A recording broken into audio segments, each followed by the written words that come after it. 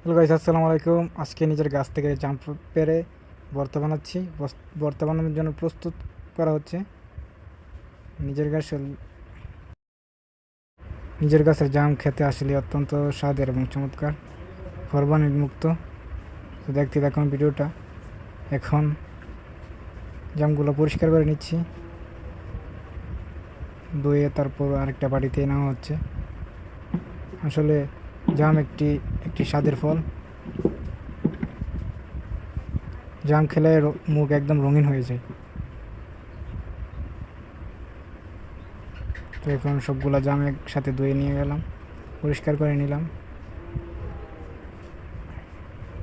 দেখতে থাকুন ভিডিওটা এবং লাইক কমেন্ট শেয়ার দিয়ে পাশে থাকবেন। এখন জামগুলা বাছাই করব, লালগুলা একদম আলাদা করব এবং কালোগুলা ভর্তার জন্য রেখে দিলাম। দেখতে পাচ্ছেন লবণ এবং গুঁড়ামরিচ দিয়ে প্রস্তুত করা হচ্ছে সেই কাঙ্ক্ষিত ভর্তা, জামের ভর্তা।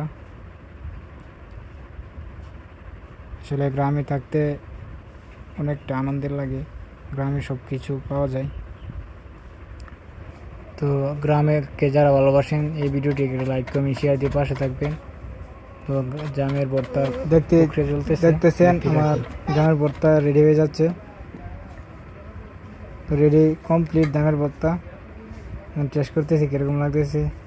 ওয়াও, সেই চমৎকার। এখন আমার জামের ভর্তা প্রস্তুত, এখন খাবো।